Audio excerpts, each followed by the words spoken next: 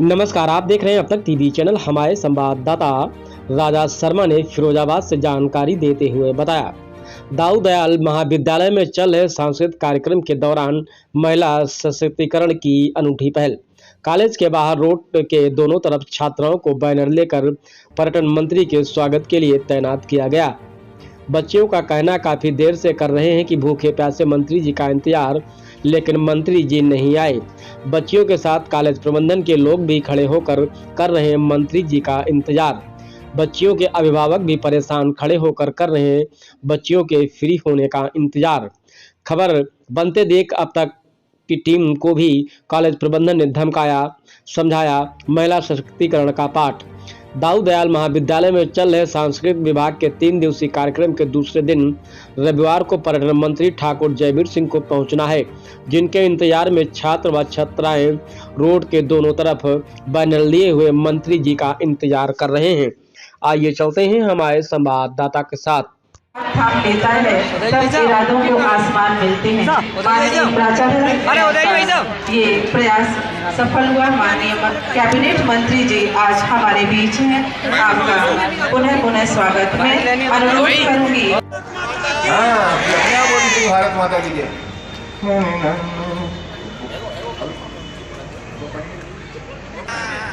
कविता ना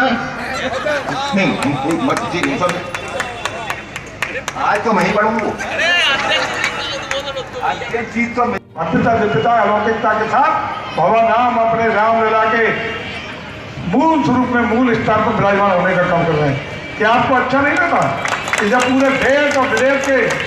तमाम वो लोग जो सनातन संस्कृति को मानने वाले लोग हैं, आज काशी की धरती पर भगवान भोले बाबा के विश्वनाथ के मंदिर में आकर के मत्था टेक करके लाखों लोग उनसे अपने जीवन कल्याण की कामना करने का काम कर रहे हैं। और मुझे लगता है आपको गौरवान्वित होने के पल रहते होंगे जब अयोध्या हो, काशी हो, यहाँ हम नहीं, केवल देश नहीं, 72 देशों के राजनयिक, उनके राजदूत, उनके उच्चायुक्त आकर के बनारस में बाबा किस विश्वनाथ जी के मंदिर में जाकर के एक साथ प्रणाम करके देव दीपावली को भव्यता और दिव्यता के कार्यक्रम के साक्षी बनने का काम करते हैं। आपको अच्छा लगता होगा इस साल की दीपावली में 54 देशों के,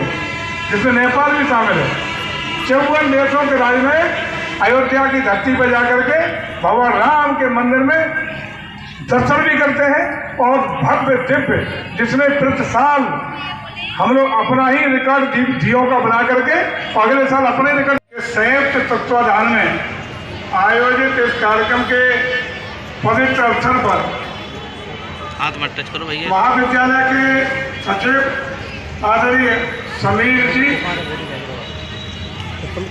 प्राचार्य आदरणीय रेणु वर्मा जी, हमारे भारतीय जनता पार्टी के सम्मानित जिलाध्यक्ष आदरणीय उदय प्रताप सिंह जी, नगर के बहुत ही सम्राट जिन्हें हम लोग बहुत हमेशा आदर देने का काम करते हैं, आदरणीय अनूप चंद जैन जी, आदरणीय कृष्णा आचार्य जी, ब्लॉक प्रमुख राम भाई कमलेश राजपूत जी, हमारे युवा मोर्चा भारतीय जनता पार्टी के जिलाध्यक्ष भाई आकाश शर्मा जी, विद्यालय की प्रोफेसर और संचालन दे रहे हैं श्रीमती माधवी जी, हमारे संस्कृति विभाग के डिप्टी डायरेक्टर भाई राजेश अहिरवार जी, आईटी विभाग के भाई गोपाल कृष्ण जी, आदरणीय जो मीडिया के क्षेत्र में बहुत ही लंबे समय से पंजाब केसरी के लिए काम देखते रहे, यहाँ के प्रभारी रहे, लीडरशिप रहे, और हम लोगों के संरक्षक आदरणीय भोला जी, आदरणीय अरविंद जी, विद्यालय परिवार के प्रबंधन से जुड़े हुए सभी सम्मानित पदाधिकारीगण, हमारे विद्यालय में शिक्षा दीक्षा दे रहे सभी प्रोफेसर्स, टीचर्स और अन्य सभी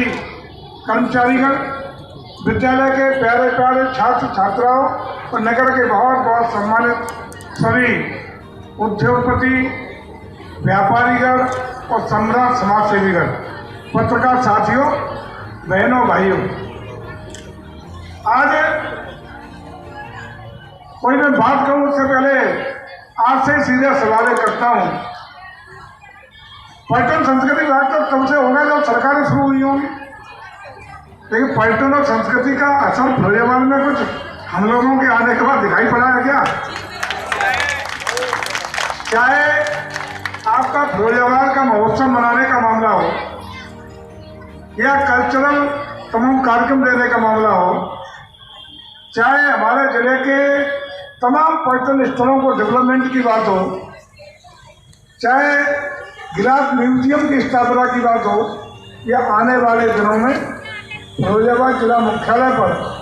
गिलास म्यूजियम और जिले का सबसे बड़ा ऑडिटोरियम देने वाले हम लोग बहुत जल्दी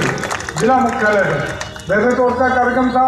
जिला उद्योग केंद्र वाले स्थान के आसपास, लेकिन बेहतर ये समझा गया वहाँ जगह भी नहीं मिली, लंबे समय से अटका हुआ था, भारत सरकार की कुछ एनओसी का झगड़ा था, तो हम लोगों ने प्रयास करके धमरई पे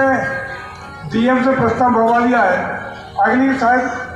कैबिनेट में उसका हम लोग को निर्णय लेना पड़ेगा, क्योंकि कैबिनेट के निर्णय के बाद ही जमीन पर्यटन विभाग को जैसी हैंडओवर होगी, धन की कोई कमी नहीं आएगी, प्रोजेक्ट बन के तैयार है। और हमको लगता है कि एक बहुत बड़ा ऑडिटोरियम, एक बहुत बड़ा म्यूजियम और एक आपका गिलास का म्यूजियम, ये बन करके फिरोजाबाद के लिए ऐतिहासिक रूप से बड़ा काम होगा। साथ ही साथ जो हमारा मूल उद्देश्य है, जिसके लिए हम लोग यहाँ भी जो देख रहे हैं, वो उद्देश्य क्या देश की विभिन्न भाषा, शैलियाँ या संस्कृतियों को एक दूसरे से साझा करने का काम कर सकें। दूर क्यों जाए? अगर 14 कोस के बाद भाषा बोलियाँ बदल जाती हैं, हर प्रदेश की बोली भाषा अलग अलग, हमारे प्रदेश में 20 तरह की बोली भाषा है, लेकिन संस्कृति विभाग का प्रयास है कि हम क्षेत्रीय बोलियों भाषाओं को, उनकी सांस्कृतिक धरोहरों को या विभिन्न राज्यों की सांस्कृतिक धरोहरों को या विभिन्न जो हम लोगों की कल्चर को समझने का प्रयास करने वाले राज्य और देश हैं, उन देशों के साथ भी हम MOU करके